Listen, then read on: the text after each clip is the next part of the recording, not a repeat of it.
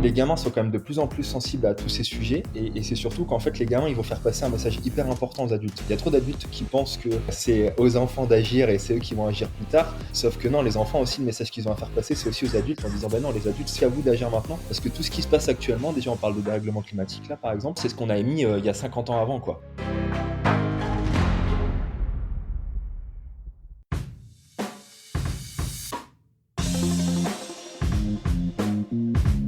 Hello hello, c'est Loïc Blanchard, le créateur et host du podcast indépendant Les Frappés. Je suis un ancien sportif de haut niveau, aujourd'hui reconverti en sportif aventureux, mais aussi entrepreneur, coach et préparateur mental certifié. Passionné d'outdoor et de défis en tout genre, j'ai voulu créer une communauté autour des valeurs de résilience, de dépassement de soi et de détermination, en vous offrant chaque semaine des conversations inspirantes avec des invités incroyables issus d'univers très variés. J'ai reçu aussi bien des athlètes olympiques que des entrepreneurs à succès, des aventurières professionnelles ou encore des anciens des forces spéciales. Leur point commun, la passion pour leur projet et l'audace de se lancer. Alors fonçons ensemble découvrir mon invité de la semaine. Excellente écoute à vous les frappés.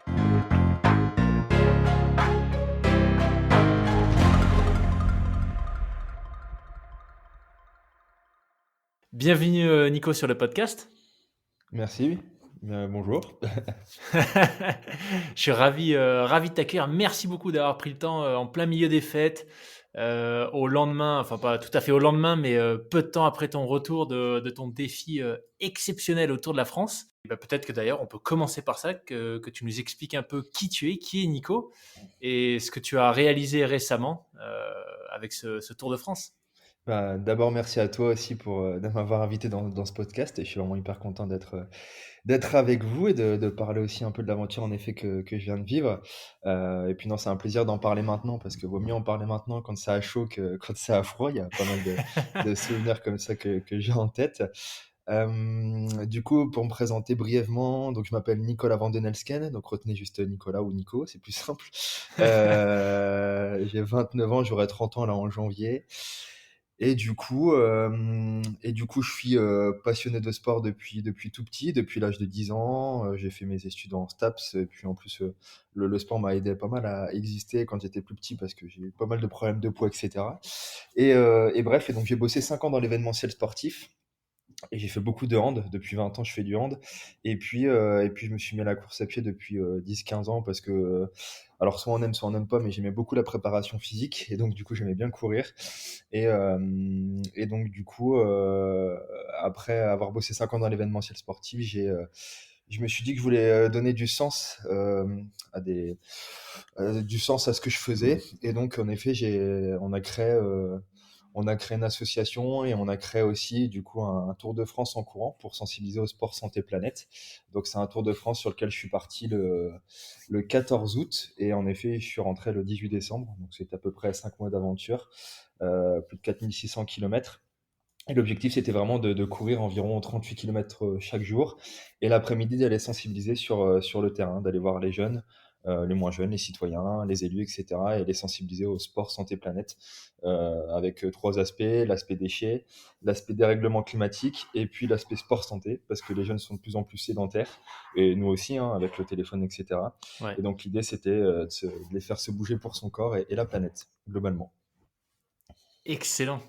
Excellent, ça fait quand même un sacré défi. Je suis sur le site de l'asso, là, hein, greennicotour.fr, et j'ai le récap sous les yeux. Donc 116 étapes, 11 régions, tu l'as dit, plus de 4000 km, 36-38 par jour de moyenne, sachant que t'avais un gros rythme, parce que si j'ai bien compris, en fait, tu as enchaîné 24 jours d'épreuves, de défis, avant de prendre une journée de repos, c'est ça? Ouais, c'était ça un peu l'idée. En gros, l'idée c'était d'essayer de faire un exploit sportif pour faire parler le sujet. Et donc, en effet, sur cette aventure, alors en effet, à la base c'était 116 étapes, ça s'est transformé en 122 parce que pour boucler la boucle, en fait, l'arrivée officielle devait se faire le 11 décembre à Paris. Mais du coup, pour boucler la boucle, j'ai décidé de prolonger d'une semaine, ce qui fait qu'en effet, ça a augmenté le ratio, etc. Et donc, on est plus à 122 étapes du coup, en 127 jours. Et donc, en effet, j'ai pris que 5 jours de repos sur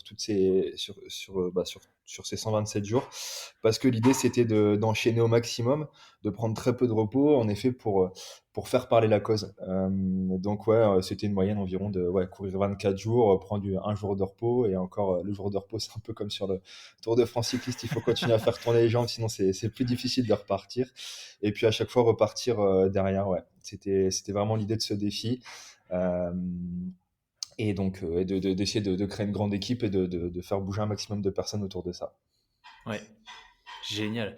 Alors, je regardais, c'est sur les réseaux, moi, que j'avais un peu découvert, enfin sur Insta notamment, sur la page Insta de l'asso, que j'avais découvert un peu ton défi. Puis c'est Andy, un autre invité, qui m'avait fortement suggéré de regarder ce que tu faisais et de te contacter. Donc, bah, merci Andy. Mais il y a eu un de tes focus, tu disais, c'était quand même, enfin une grosse partie du projet, c'était de sensibiliser les gens à la protection de l'environnement, la gestion des déchets, entre autres. Et donc, tu as mis en place, en tout cas, le format que ça a pris, c'est du plugging, c'est ça? Ouais, en fait, en gros, l'idée c'était le tout départ, en fait. En gros, pour revenir à la base, c'est que moi, donc après 5 ans dans l'événementiel sportif dans lequel j'étais chef de projet, en fait, quand donc j'ai arrêté en octobre 2019. Et puis ce que je dis à chaque fois, parce que je fais attention vachement à tout ça maintenant, c'est que je suis parti en Nouvelle-Zélande pendant 6 mois. J'ai pété mon empreinte carbone. J'en parle souvent parce que l'avion, mine de rien, c'est très polluant. Et moi, par contre, par exemple, j'ai fait un choix personnel maintenant je prendrai plus l'avion de ma vie. Ça, c'est une décision importante, mais je trouve que il faut. Et bref, et du coup, en fait, après ces 6 mois en Nouvelle-Zélande qui m'ont permis de prendre pas mal de recul, en fait, sur mon boulot aussi, parce que dans mon boulot, en fait, c'était beaucoup de one-shot, beaucoup de production. Voilà, enfin, voilà, sur événements sportifs, c'est clairement ça, hein, c'est des choses qui sont produites pour très peu de temps, qui sont pas forcément revalorisées.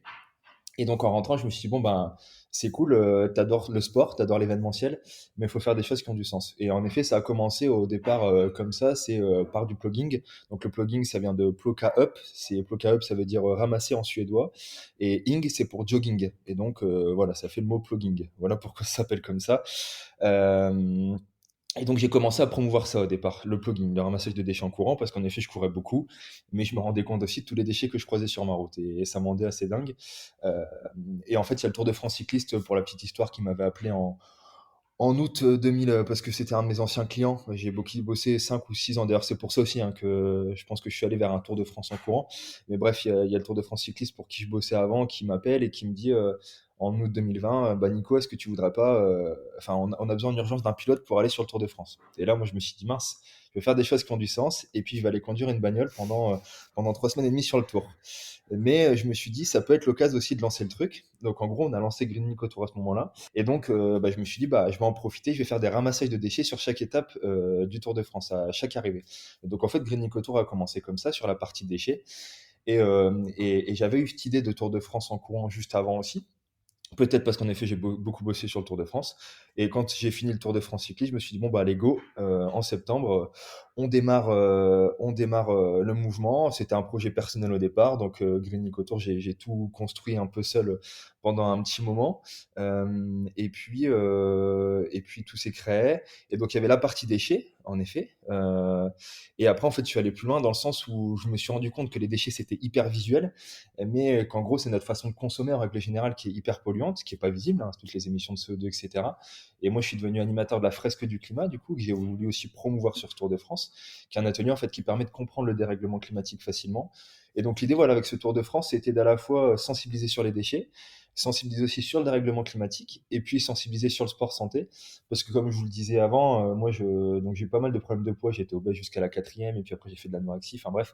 Et du coup, je sais ce que c'est quand on est gamin, etc., de vivre tout ça. Donc l'idée aussi, c'était de passer ce gros message-là aux enfants, en fait. C'est vraiment de se bouger pour son corps, pour sa santé. Parce que les gamins, ils ont perdu 25% des capacités cardiovasculaires, là, parce que malheureusement, ils font beaucoup moins de sport, ils bougent moins. Enfin, moi, je trouve ça effarant.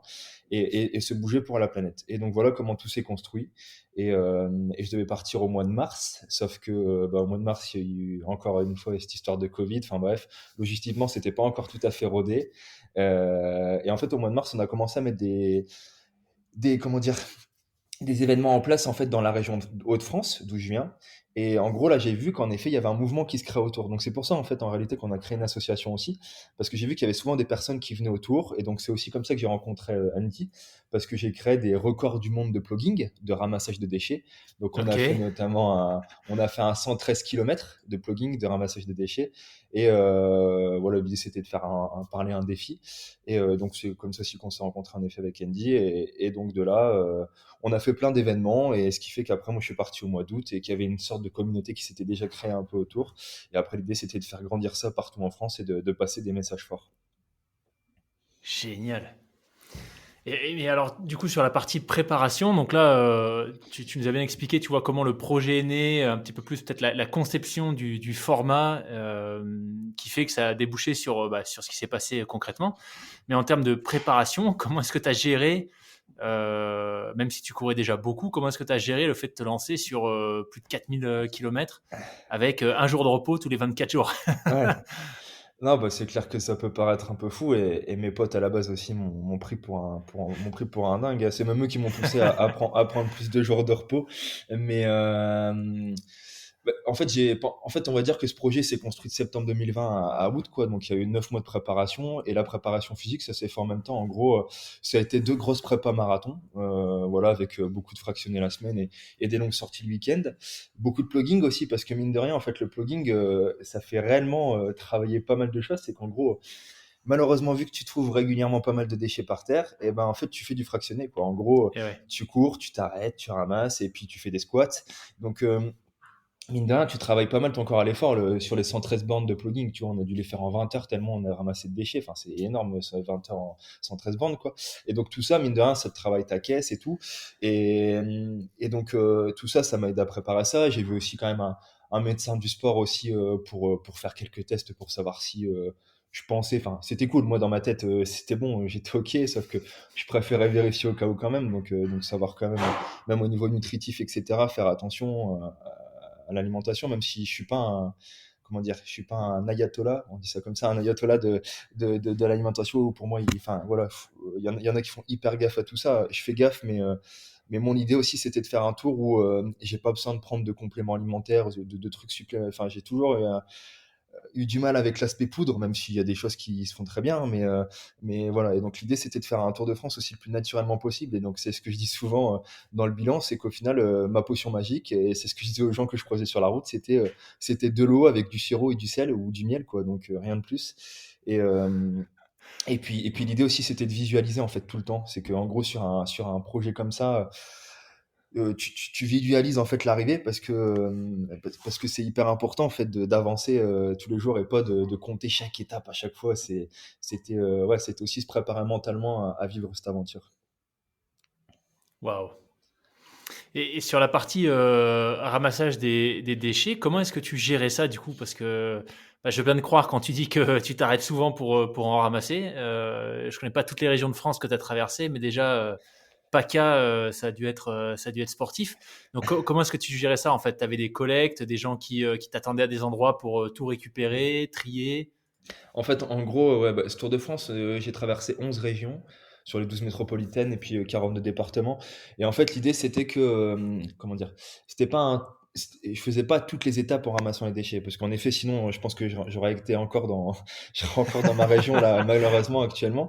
En fait, l'idée, c'était que j'ai fait un gros focus sur les masques. Par contre, ça, les masques, j'en ai pas loupé un seul. Enfin, j'en ai pas loupé un seul. J'y allais que d'un côté, donc si, j'en ai loupé automatiquement. Mais je veux dire, j'ai fait exprès de ramasser juste les masques. Alors, pas, je n'ai pas ramassé que ça, mais en tout cas, sur toutes les étapes, je ramassais les masques. Donc, pour te donner des chiffres, là, sur les 4600 km qui ont été faits, j'ai ramassé plus de 5500 masques. Donc en fait, la stat, c'est qu'il y a plus d'un kilomètre, Waouh. il y a plus d'un masque qui est jeté au kilomètre malheureusement. Et quand je dis jeté, enfin voilà, il y a beaucoup de gens qui disent oui, il y a des masques qui s'envolent. Ouais, certes, il y en a qui s'envolent, mais honnêtement, t'en as, tu vois très bien qu'ils ont été jetés par la fenêtre et qui sont bien emballés. Donc moi, enfin, c'est encore plus dingue, quoi. Et bref, donc il y a ça. Après, sur certaines étapes aussi, je ramassais des déchets, notamment sur les derniers kilomètres.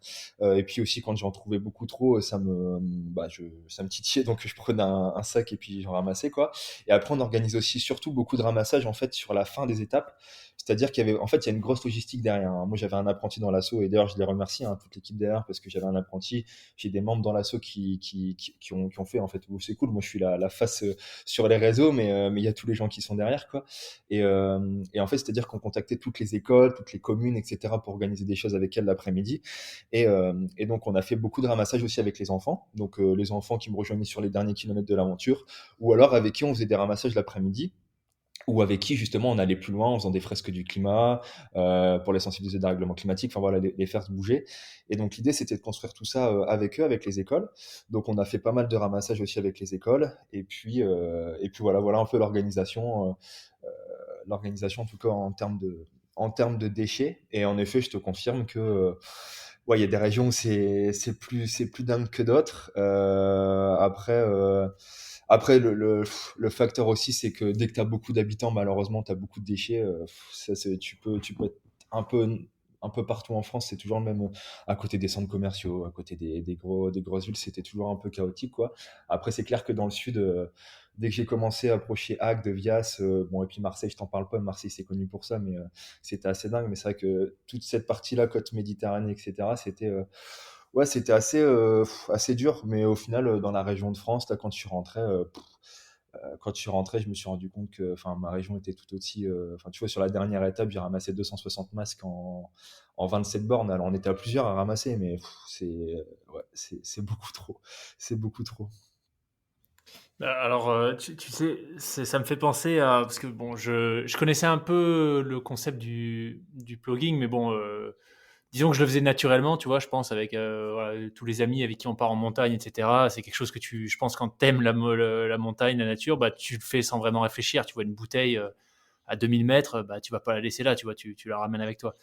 Euh, mais moi, très souvent, en fait, l'impact que ça a, c'est que en fait, ça m'en fout, quoi. Je me dis, mais ok, je peux comprendre, tu vois, que, je sais pas, tu sors ton sandwich ou tu vois le repas que tu as préparé, tu fais pas gaffe, il y a un bout de plastique qui tombe, d'accord. Mais quand tu arrives à des endroits où tu vois qu'il y a eu un feu de camp, il y a un sac qui est laissé là avec de la bouffe dedans, moi, ça me fait péter un câble. Donc, je sais pas comment est-ce que toi, tu as géré ça, cette espèce de foi en l'humanité, tu vois, pour à la fois partager un message inspirant, continuer tous les jours à te lever pour aller courir quasiment ton marathon par jour, en fait, et le faire avec une énergie positive, tu vois.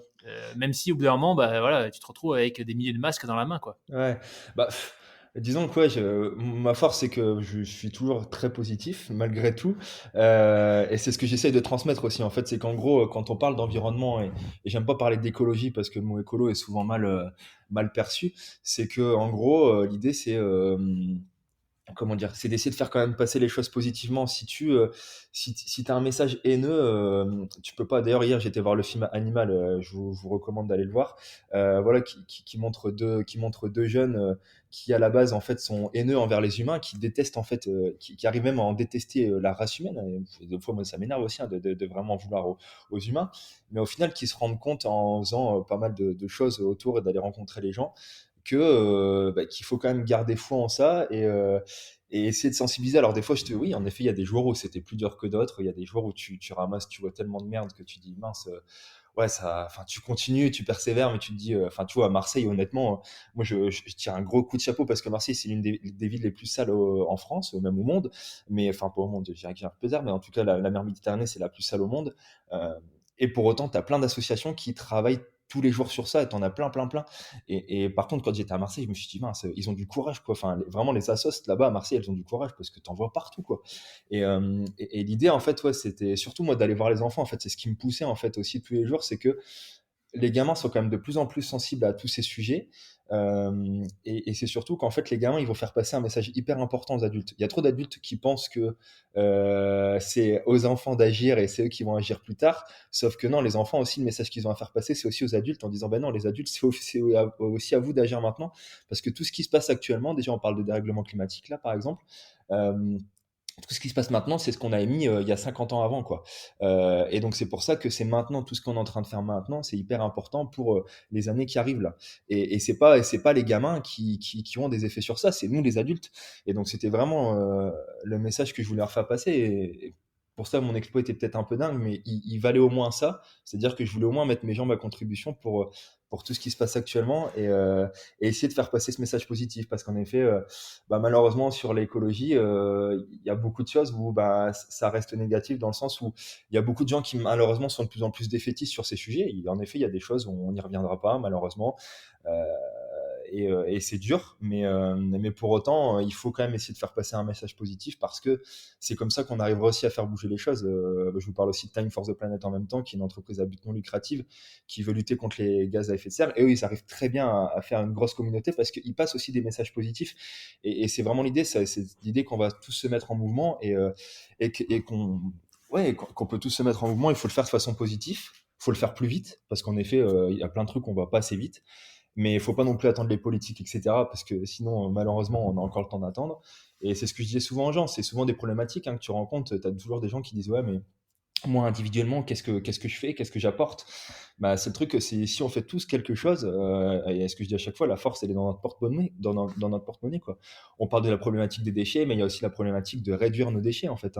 C'est c'est cool de parler de recyclage, etc. Mais la base aussi, c'est de les réduire, quoi, nos déchets. Et en effet, tu vois, il y a une association aussi qui s'appelle Trail Runner Foundation qui fait beaucoup de ramassage, etc., justement dans les milieux naturels, qui accompagne aussi les trails, etc. Et, euh, et en effet, c'est clair que toi, quand tu es à la montagne, ça te rend encore plus dingue de voir qu'il y a des gens qui ont profité de cette magnifique nature, de paysage, et qui arrivent encore à acheter, quoi. Et là, tu te dis, mince, enfin, ouais, je comprends pas. Et puis ces gens qui vont dire, ouais, mais il n'y a pas de poubelle. À un moment donné, Ouais, tu mets dans ta poche et tu jettes chez toi, quoi. c'est Donc, clair. ouais, il y a un gros travail d'éducation et c'est aussi pour ça qu'on a fait ce projet et qu'il y en a plein d'autres qui vont arriver derrière. Ouais. Mais je crois, enfin, moi je suis convaincu, tu vois, tu viens de mettre le doigt, le doigt dessus, c'est que c'est un sujet principalement d'éducation, tu vois. Et je veux pas du tout mettre certains pays sur un piédestal par rapport à la France, etc. Je pense que chacun a son histoire et c'est, tu vois, les choses qui fonctionnent et d'autres qui fonctionnent moins bien. Mais moi j'ai vécu pendant 4 ans en Suisse. On vient de rentrer là le mois dernier. Et sur le point des déchets en montagne, par exemple, ça n'a juste rien à voir, quoi. Bon, sur le point des déchets en ville, je t'en parle même pas. Tu peux manger par terre dans la plupart des villes suisses. Mais ouais, il y a cette notion de propreté qui moi m'a surprise, tu vois, parce que c'est des lieux qui sont quand même assez visités. Je te parle de coins comme, tu vois, Zermatt, où il y a des millions de visiteurs tous les ans, ou le Matterhorn, etc. Bon, voilà, c'est propre. Mm. Donc, moi, j'ai un peu du mal avec cette notion, tu vois, d'accepter le fait qu'il y ait des déchets parce qu'il n'y a pas de poubelle ou parce que c'est un lieu touristique, donc il y a du trafic, donc ça veut forcément dire qu'il y a du déchet. Bon. Mais en tout cas, je trouve que c'est super intéressant cette approche de dire on va sensibiliser les enfants qui, eux, du coup, en retour, se feront les ambassadeurs et viendront un peu, tu vois, tenir pour responsable peut-être certains parents vis-à-vis de leur comportement. Et peut-être, je ne sais pas si tu as des histoires, tu vois, des anecdotes sur des prises de conscience que tu as pu voir de tes propres yeux à travers tes interventions auprès d'enfants, que ce soit des écoles ou via des assos. Ça t'est arrivé, ça, de voir ce genre de choses? Ouais, ouais, plein de fois. Et c'est ça qui est dingue, en fait, aussi, c'est de se rendre compte du message que tu as fait passer derrière et de se rendre compte aussi, il y a plein de gens qui, du coup, derrière mon passage, ont fait organiser beaucoup de ramassage et puis t'envoient les photos et c'est cool parce qu'ils agissent aussi. Et puis aussi sur la partie consommation, en fait, en règle générale, où les écoles, en fait, l'idée aussi, c'est que nous, on a fait un kit aussi pour les écoles, voilà, pour partager des choses sur l'alimentation durable, etc. Et que les écoles, en fait, que ça soit pas juste, alors c'est cool, j'ai essaimé des graines un peu partout, mais qu'en gros, les écoles, elles arrivent comment dire, à réutiliser la chose et construire des projets derrière. Et donc si, j'ai plein d'exemples. Et puis tu as même plein, tu vois, on parlait des enfants par rapport aux adultes. Moi, le nombre d'enfants qui m'ont dit ah bah, papa, maman, ils jettent leurs mégots par terre. Tu vois, il y en a plein, plein, plein à chaque fois qu'ils me disent ça. Et c'est pour ça qu'on a fait un kit aussi pour créer des, comment dire, des cendriers de poche avec la récupération de briques de lait, etc. pour les gamins.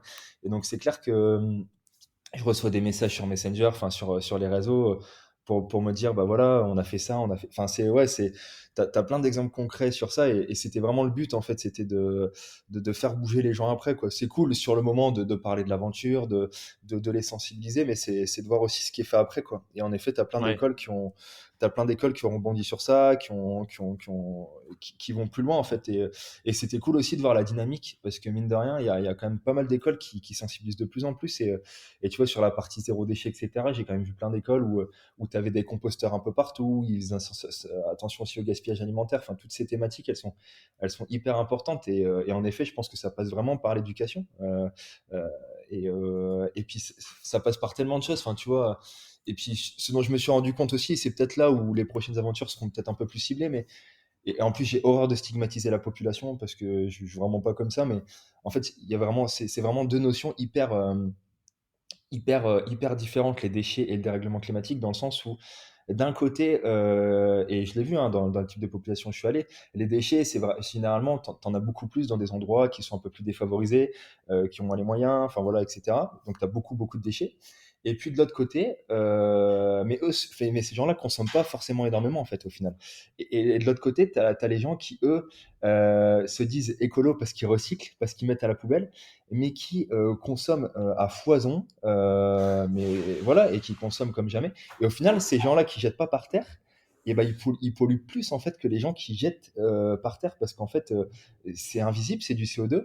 Et donc, c'est Hmm. pour ça que c'est vraiment deux thématiques qui sont complètement différentes à aborder différemment. Et du coup, c'est vraiment pas les mêmes choses, quoi. Donc ouais, ça c'était aussi hyper intéressant à voir et de voir aussi les différentes. Enfin, tu vois, je suis allé au quartier Mirail à Toulouse là, qui est un quartier un peu craignos apparemment. Enfin bref, ça s'est très bien passé pour moi, mais du coup c'est vrai qu'on a fait un ramassage avec les gamins sur 100 mètres. C'était la folie. Il y avait du déchet partout, partout, partout. Mais tu vois, en dehors de ça, les enseignants étaient hyper contents que je sois passé parce que en fait ils avaient le sentiment d'être un peu délaissés, tu vois, par la commune, etc.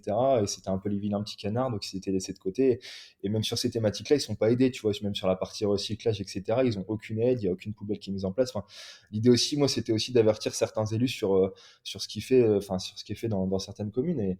Et ça, qu'à côté de ça, bah voilà, t'as des communes, il y a des choses qui se font beaucoup plus.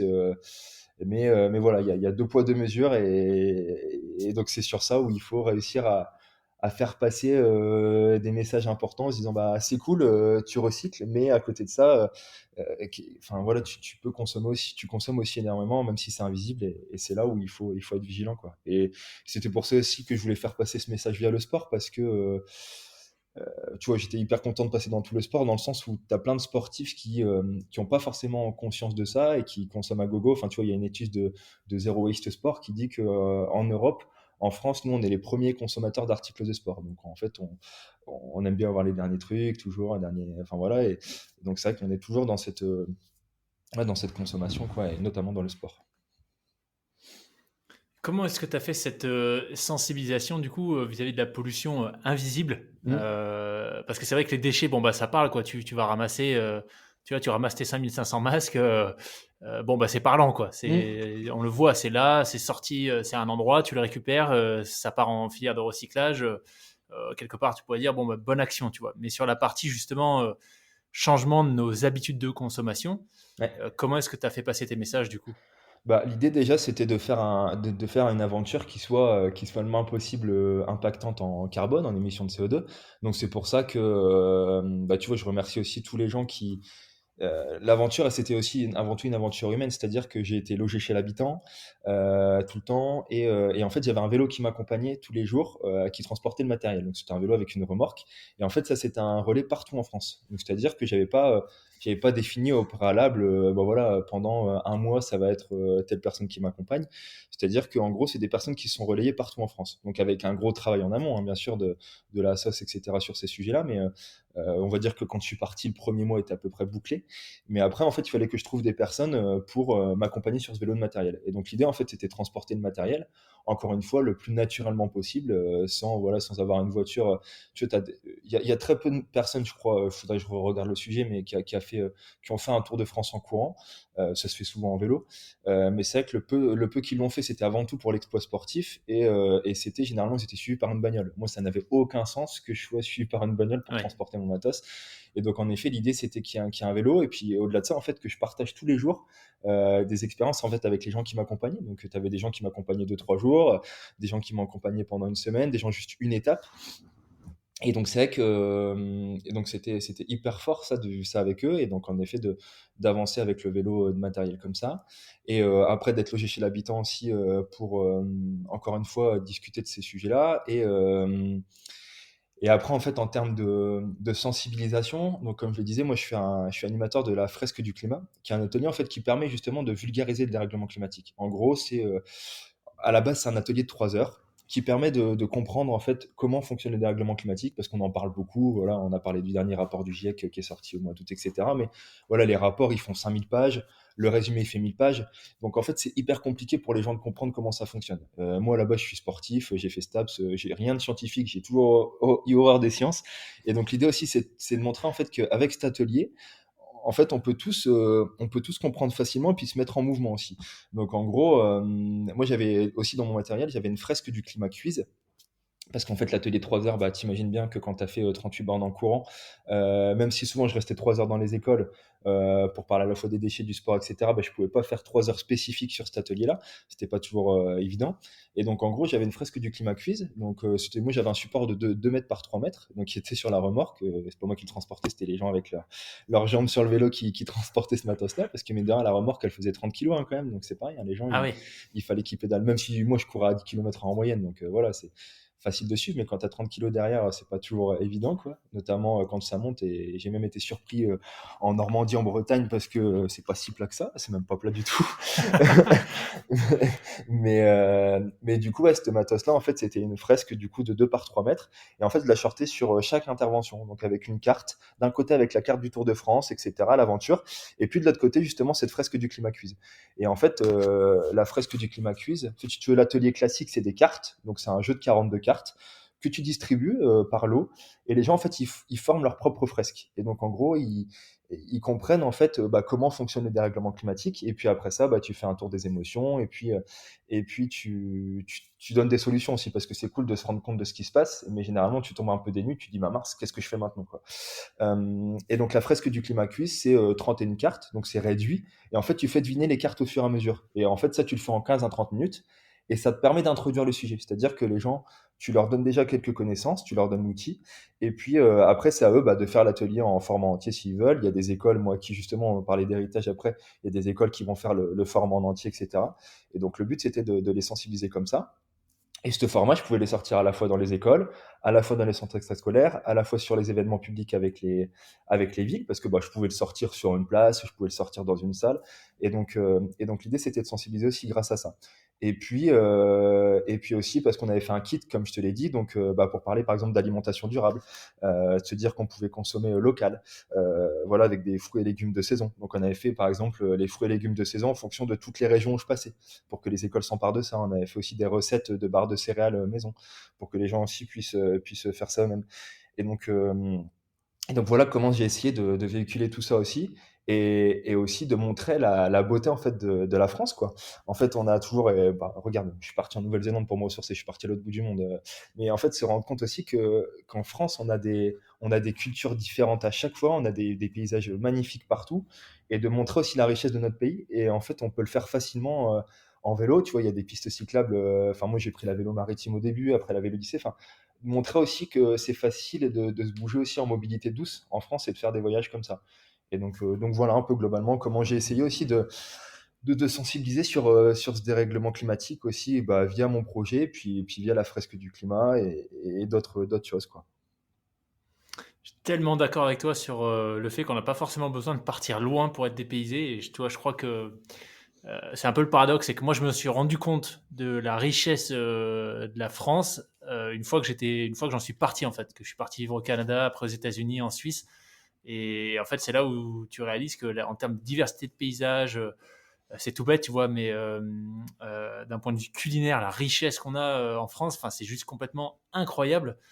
Euh, et j'en parlais avec une invitée d'ailleurs récemment qui fait des micro-aventures et qui nous disait exactement ça, elle part, elle se dépayse complètement en 3-4 jours en restant en France autour de chez elle et que on n'a pas forcément besoin de prendre l'avion comme tu l'as fait ou comme je l'ai fait aussi d'ailleurs pour aller en Nouvelle-Zélande ou ailleurs pour voir des paysages insolites. D'ailleurs, petite parenthèse, qu'est-ce que c'est, en parlant de diversité culinaire, que la cancoyote?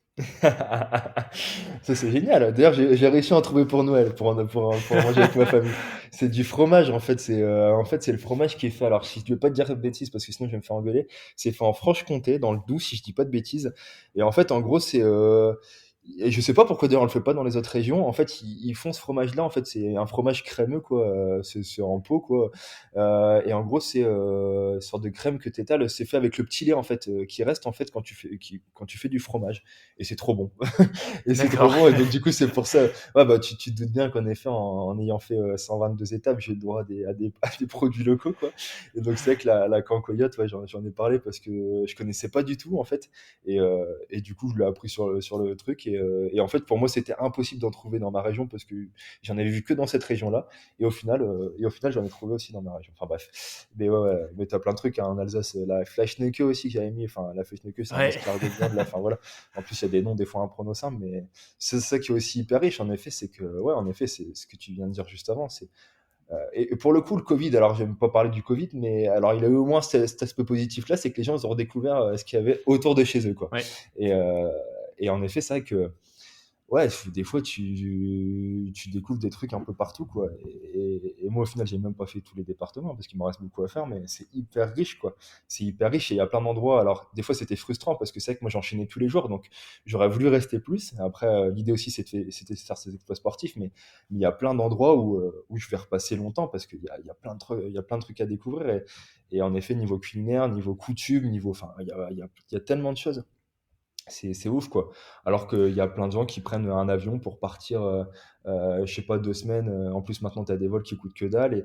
Et puis voilà, tu vas dans ton hôtel, tu vas à la plage, et puis en fait, tu profites même pas. Enfin, du coup, c'était ça aussi, montrer toutes ces richesses, quoi. Mm. Ouais. Et en termes justement de richesse, je vais y arriver de cette aventure. J'imagine bien que tu as dû vivre des moments un peu insolites entre août et décembre à parcourir toute la France. Mais si tu devais peut-être en retenir quelques-uns, tu vois, qui t'ont vraiment marqué, ce serait lesquels? Non, il y en a quelques-uns, ouais. Euh, Bah, pour montrer aussi, c'est ce que je dis à chaque fois aux gens de récap de cette aventure, c'est que quand tu regardes les médias, etc., tu as tendance à croire que on est en insécurité partout. Et moi, en fait, ça m'a appris ce Tour de France aussi qu'il y avait des gens géniaux partout qui sont prêts à t'accueillir, quoi. Et pour te donner une anecdote sur ça, c'est que au niveau de Ducé, c'était Ducé-les-Chérilles là, en Normandie. euh, je vais dans une office de tourisme parce qu'on m'avait dit d'y aller parce que j'avais pas de logement le jour-là. Et je leur demande et elle me dit, mais monsieur, vous savez, la gratuité, ça se fait pas. Bon, je fais ok, d'accord.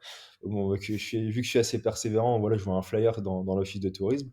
Et puis, euh, et puis donc j'appelle ce flyer. C'était une ferme en fait vachement engagée. Je me suis dit, bon, je vais réussir certainement à trouver quelque chose. Et au final, en fait, au bout de 2-3 appels, j'ai réussi à trouver un logement avec des gens avec qui je suis encore beaucoup en contact. En fait, j'ai fini dans la famille Dufour. Alors là, ça vous dit certainement rien. En fait, le papa, en fait, c'était, il est toujours vivant d'ailleurs, c'était le bras droit de José Bové à l'époque. Donc, qui a dégommé des champs d'OGM, qui a détruit un McDo. Et en plus, il venait d'avoir une tiny house. Et en fait, en gros, on a été les premiers à dormir dans une tiny house qui était juste incroyable là qu'ils ont mis en location en Normandie, qui est à quelques pas du Mont-Saint-Michel. Et donc, on a eu la chance de dormir dans une tiny house. Donc, pour ceux qui savent pas, c'est une maison en bois autonome, justement. Qui est écologique, etc.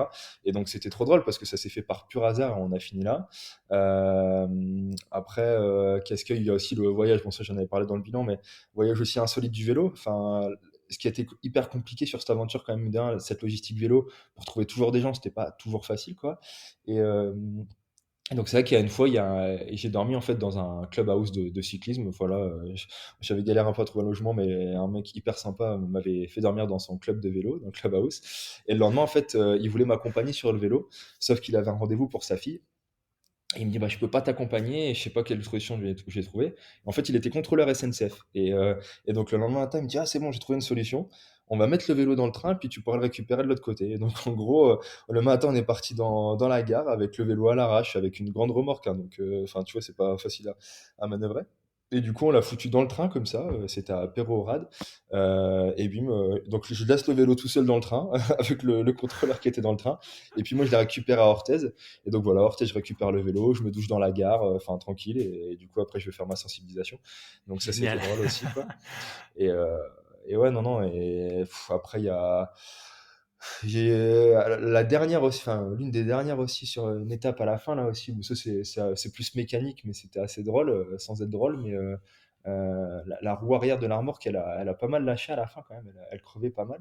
Et bref, un matin, elle se dégonfle, donc on la regonfle vite fait avec une bombe anti-crevaison. Et puis, on la regonfle au compresseur. Sauf qu'on n'aurait pas dû. Donc, elle était bien gonflée.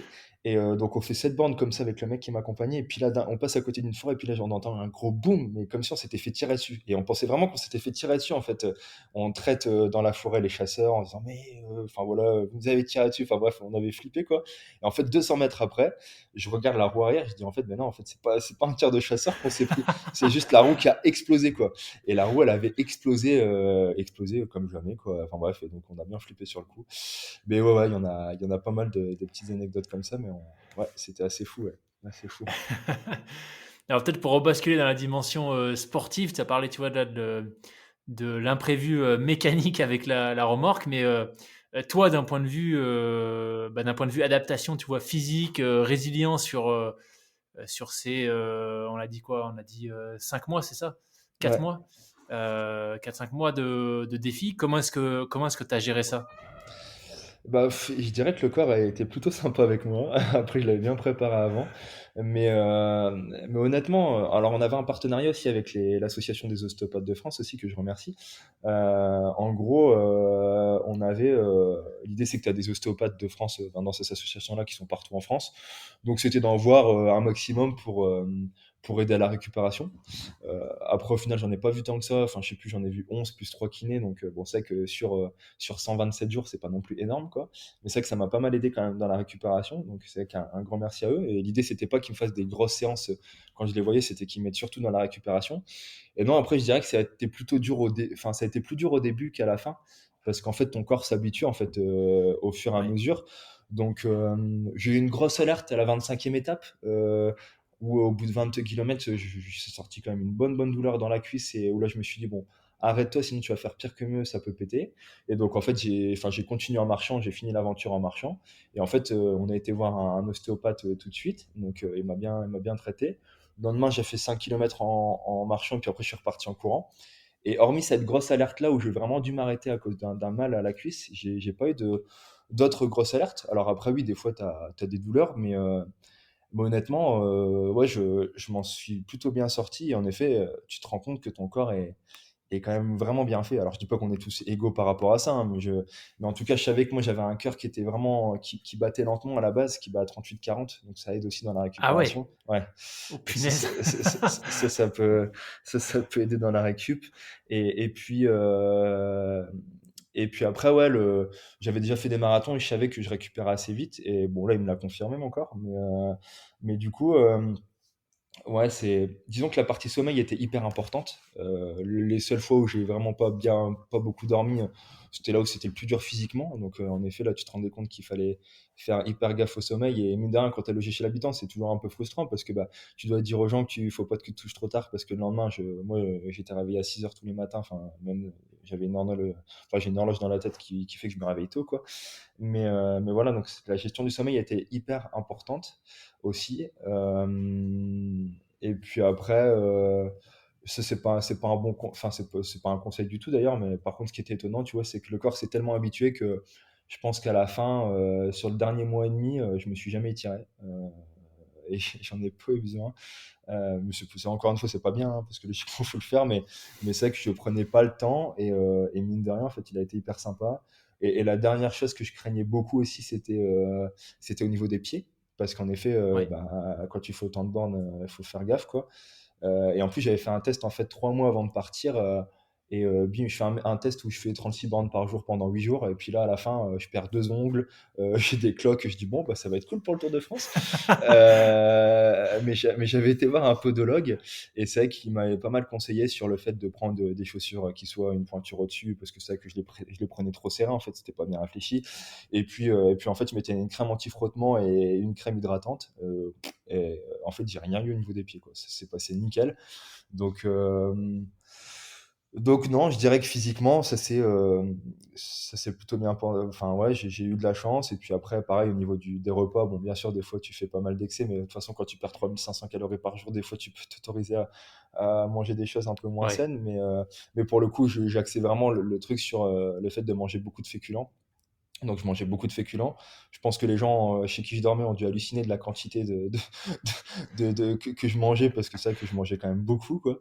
Mais, euh, mais j'étais obligé parce que c'est vrai que j'ai perdu beaucoup de poids en très peu de temps au final.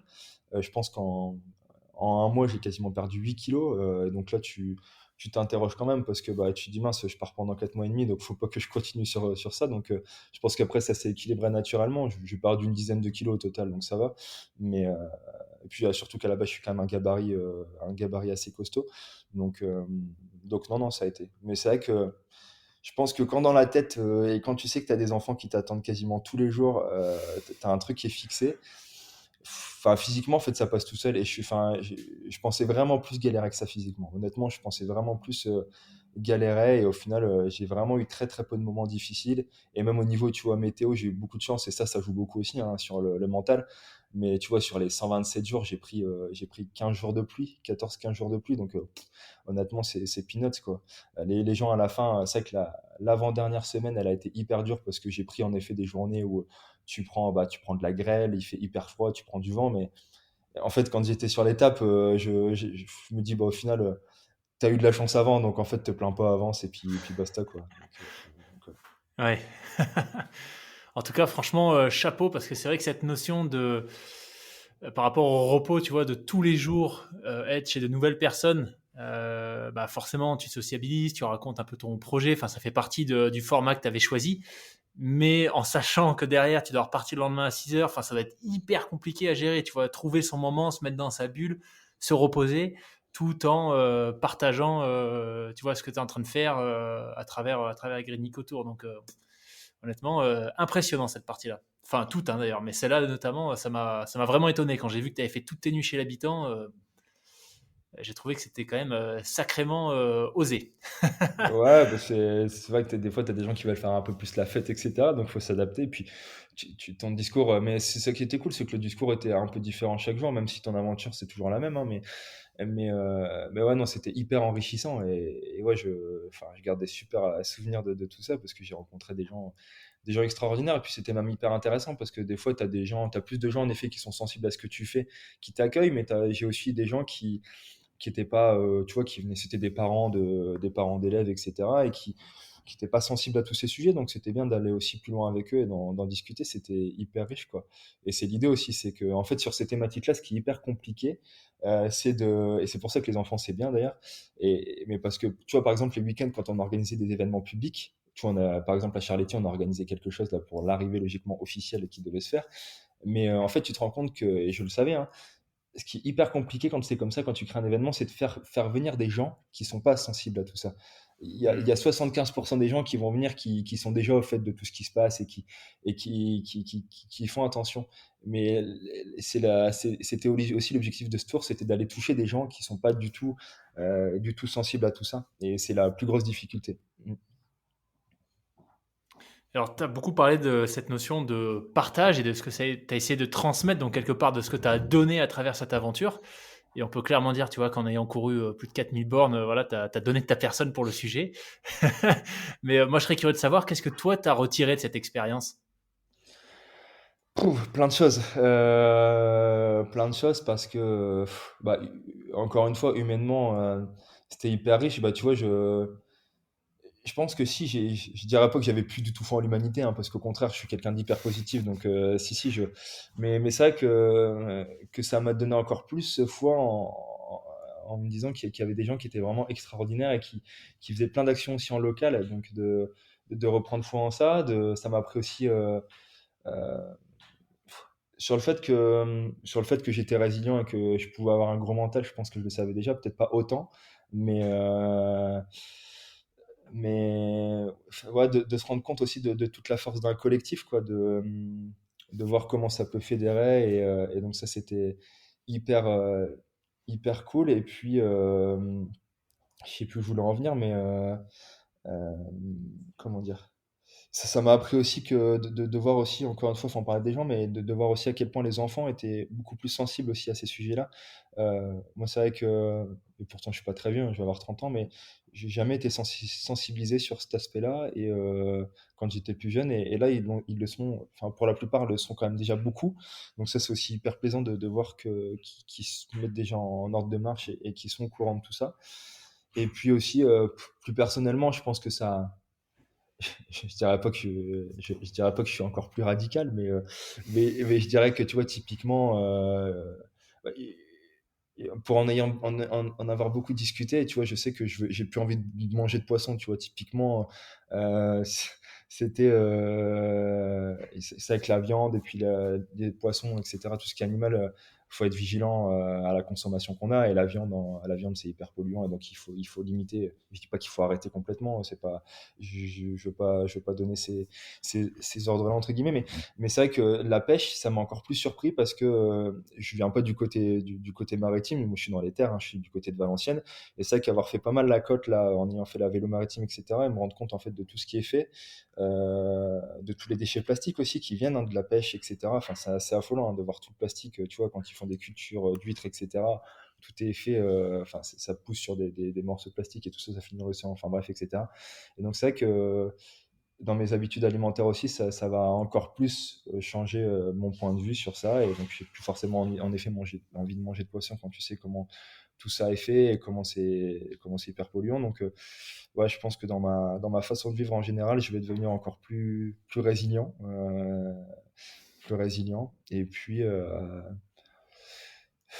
ouais, non, après, c'est l'humain, quoi. Ouais, vraiment, l'aspect humain était hyper Ouais. enrichissant. Et puis, je me suis aussi pas mal rapproché des enfants, tu vois. Enfin, à la base, moi, j'avais fait STAPS à la base pour faire prof de sport. Et puis, au final, quand j'ai fait mes premiers stages en première année, je me suis dit, en fait, quand j'avais vu les gamins, ils voulaient plus se bouger. Je me dis, moi, non, en fait, je veux pas faire prof de sport, je veux pas tenir, quoi. Donc, c'est pour ça que j'étais parti en management du sport. Et c'est vrai que là, j'interviens différemment dans les écoles, mais du coup, ouais, ça m'incite enfin voilà, à les faire bouger encore un peu, enfin, à bouger plus, quoi. Et donc ça, ouais, ça me donne encore plus envie d'aller les voir, quoi. Mm. Excellent. Excellent, ça fait des beaux apprentissages. Et du coup, quelle est la suite maintenant que tu as bouclé ce Tour de France? Je ne sais pas si c'est trop tôt pour en parler. Est-ce que là, tu es dans une phase de récupération, tu vois, de digestion, entre guillemets, de l'énorme aventure que tu viens de t'offrir? Ou est-ce qu'il y a déjà quelque chose de prévu, un format que tu as en tête, un rêve d'aventure engagée à venir? Ouais, le problème, c'est qu'il y a trop d'idées, parce qu'en plus, j'ai le temps de gamberger pendant 5 mois, ouais, il y a pas mal de choses qui sont prévues pour 2022, logiquement. En gros, l'idée, c'est que, bon, déjà, en effet, bon, j'ai essayé un peu de me reposer la fin de l'aventure, même s'il faut faire le bilan aussi, parce que c'est vrai que le avant et pendant événement est hyper important, mais l'après est tout aussi important, voire plus important. Donc, c'est vrai qu'on a tiré le bilan aussi de cette aventure, et on a essayé aussi de communiquer auprès des médias au max, parce que l'idée aussi, c'est que ça soit relayé pour que, bah, encore une fois, pour interpeller et sensibiliser les gens. Et après, ouais, en 2022, il y a beaucoup de projets. C'est déjà de se dire que, en fait, Green Nico Tour, ça va pas être enfin, ça va plus être le nom de la sauce, parce qu'en fait, il est trop porté sur mon prénom et sur un projet. Donc, c'est-à-dire qu'en fait, on s'est rendu compte que Green Nicoto, en gros, c'est un projet de l'association. C'est pas l'association. Donc, on va vraiment essayer de trouver un nom qui soit plus fédérateur avec la communauté. Voilà, quelque chose qui réunisse plus les gens, toujours autour de ces trois thématiques: sport, santé, planète. Mais voilà, qu'on arrive à trouver un nom plus global. Voilà, dès début 2022. Et puis moi, bah, l'idée c'est que, bah, moi clairement je veux en vivre aussi de tout ça, hein. Donc l'idée c'est que j'ai créé mon statut d'auto-entrepreneur aussi pour intervenir sur ces thématiques-là dans l'événementiel sportif. Tu vois, le Tour de France cycliste, etc. C'est des gens chez qui je veux aller pour aller faire des fresques du climat, pour vraiment actionner les choses, parce que ces événements-là existeront toujours, ils polluent énormément, mais l'idée c'est qu'ils sont hyper populaires. Donc si tu arrives à faire passer des vrais messages et pas que du greenwashing comme c'est quand même beaucoup fait actuellement, bah, c'est que tu peux toucher du monde, quoi. Et donc l'idée vraiment avec l'association là, c'est que nous on a donc il y a cet aspect-là auto-entreprise où moi je vais intervenir sur les événements, essayer de sensibiliser au max. J'ai pas mal aussi de courses à pied qui m'ont demandé d'être ambassadeur de leurs courses et d'essayer de faire des choses avec eux. Cool. Donc on va essayer aussi d'axer sur cet axe-là avec la sauce, tu vois, organiser des pluggings avant événement, enfin, et puis aller plus loin en fait. L'idée c'est qu'avec la sauce là, euh, en 2021, au départ ça avait commencé juste avec des ramassages de déchets, et puis après on s'est rendu compte que en fait, en créant des ramassages de déchets, on mettait justement en place des fresques du climat quiz pour aller plus loin et parler du dérèglement climatique, et puis aussi faire ça après dans des brasseries locales, enfin chez des gens locaux. Et donc l'idée, c'était de cumuler ces trois aspects-là. Donc on va essayer de continuer à faire ça, de faire au moins dans la région, nous, un gros événement par mois dans la région de France, et puis d'en faire fréquemment. Et après, on va créer aussi un film de cette aventure. Donc moi, Ah, génial. j'ai pris pas mal de vidéos. Et donc, l'idée aussi, c'est de mettre ce film aussi justement dans les écoles. En fait, on va continuer à intervenir dans les écoles parce que c'est là où il faut aller, quoi. Et donc, l'idée, c'est de créer ce film, de le présenter aux écoles, de le présenter aux adultes et après, justement, de faire des opérations avec eux. Donc il y a ça. Et puis après, il y aura d'autres éco-aventures aussi, en effet. Donc, c'est là où je réfléchis pas mal à ce que je veux faire. Je pense que la période mi-août-décembre, au final, me plaît pas mal quand même. Cette année, ça a été quand même plutôt cool. Et du coup, il y aura une aventure sur cette période-là, ça c'est sûr. J'aimerais bien. Enfin, il faut peut-être un peu changer, mais en tout cas, on aimerait bien peut-être repartir sur un format de Tour de France, mais qui soit plus axé sur une thématique en particulier. Donc là, c'est vrai que les médias sont beaucoup emparés du sujet déchets, mais peut-être parce qu'on était aussi un peu trop large, tu vois, on est parti un peu dans tous les sens. Et donc l'idée là, c'est que l'année prochaine, par exemple, on part plus sur juste le dérèglement climatique et que j'arrive à avancer sur peut-être une fresque du sport responsable pour l'ouvrir encore plus, tu vois, et intervenir encore plus dans le champ sport. Parce que j'ai pas mal de partenaires, enfin j'ai la Maïf aussi qui est hyper engagée et qui est un de nos partenaires qui veut aussi développer pas mal de choses dans ce sens-là. Donc peut-être créer un Tour de France et aussi, enfin refaire un Tour de France, un Green Nico Tour du coup, parce que ça viendra s'imbriquer toujours dans un Green Nico Tour, mais du coup faire participer plus les gens aussi. C'est-à-dire que peut-être que pendant une semaine ou quelques jours, on va dire aux gens, bah voilà, où voulez-vous que Nicolas passe. Et en fonction de ça, en fait, on fera le parcours aussi en fonction du retour des gens. Et vraiment, les gens ont participé déjà énormément à cette aventure, mais les faire participer encore plus en fait dans l'aventure en faisant ça avec eux et construire le projet, enfin le parcours avec eux. Donc ouais, il y a pas mal de La choses à liste est faire, longue. ouais. Ouais. Génial. Ah bah c'est super, hein. En tout cas, chouette de voir qu'il y a une dynamique, quelque chose d'un peu plus grand encore qui est né de ce projet. Euh, et écoute, bah, ce que je te propose, c'est que on se donne rendez-vous, même période dans un an, et puis tu nous parleras du Grenico Tour 2.0. C'est ça. Euh, écoute, ouais, on arrive déjà à la fin. Moi, je voulais te remercier vraiment pour ce super moment de partage. Bah, peut-être d'ailleurs pour conclure, s'il y avait tu vois, une chose que tu aurais envie de partager pour synthétiser un peu tout ce que tu as vécu sur ce Tour de France et le message que tu as essayé de passer, ce serait quoi? Bon, moi, le gros message que je veux faire passer, c'est se bouger pour son corps et se bouger pour la planète. Ça, c'est hyper important pour moi. Le mouvement pour tout. Bougez-vous, quoi. Et bougez-vous. Et puis, on peut tous se bouger, en fait, à notre échelle, quoi. Il y a pas de petits gestes. Et donc, on peut tous et tout agir au quotidien. Non, et puis se dire aussi qu'en effet, ouais, finir aussi sur ça, c'est que il y a deux grosses notions aussi que je veux faire ressortir de ce tour, c'est que il y a la notion du temps aussi. Prenez le temps, c'est hyper important ça, et ça je m'en suis vraiment rendu compte. Prendre du temps pour soi, prendre du temps pour apprécier et prendre du temps avec les siens, ses proches. On est dans une société qui nous indique, et même dans l'école, hein, qui nous dit qu'on n'a plus le temps, qu'il faut bosser, qu'on a enfin voilà, que j'étais le premier à dire que j'avais pas le temps, t'as pas le temps de faire ça, sauf que prenez le temps, prenez vraiment le temps d'apprécier les choses et, euh, et le temps est bien plus précieux que l'argent. Voilà. Et aussi de se dire que au-delà de l'environnement, en fait, ce que vous privilégiez aussi, c'est les liens sociaux. C'est-à-dire que euh, la nature, si on fait attention à la nature, on fait attention à l'autre. Et en fait, on a trop délaissé la nature, on a trop délaissé l'autre. Et voilà, je vais vraiment finir sur ça en disant, bah voilà, si vous faites attention à l'autre, automatiquement tu vas faire attention à la nature. Et pour moi, c'est vice versa. Et on doit vraiment se mettre en marche pour ça parce que il faut aimer les autres et aimer la nature. Voilà, globalement. Super message. Super message. Bah, écoute, un grand merci, Nico pour ce récit de ton aventure la plus récente, même si c'est la première d'une longue série, j'ai l'impression, mais qui était, juste géniale et franchement bravo pour, ce que tu as réussi à mettre en place. Tu vois, si le mot de la fin pour toi, c'est, bougez-vous, bon, bah, là, très clairement, tu l'as fait. Tu as montré l'exemple, donc vraiment, bravo pour ça et un grand merci d'être, encore une fois, d'être venu, le partager sur le podcast. Je te souhaite tout le meilleur pour la suite, pour ta prochaine aventure, pour toutes celles qui suivront.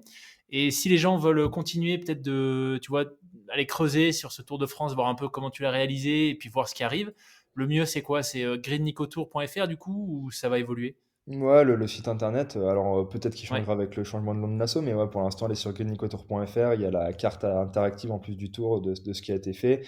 Il y a le bilan qui est en cours et qui va être mis là. Et puis sur les réseaux sociaux aussi, du coup, sur Instagram, Facebook, il y a Green Nico Tour. Et donc voilà, il n'y a qu'un seul N, c'est Greennicotour. Mais voilà, n'hésitez pas à nous suivre et on va tabasser tout ça et on va se mettre en mouvement. Voilà. yes, génial. Un grand merci Nico. À bientôt. Merci, salut.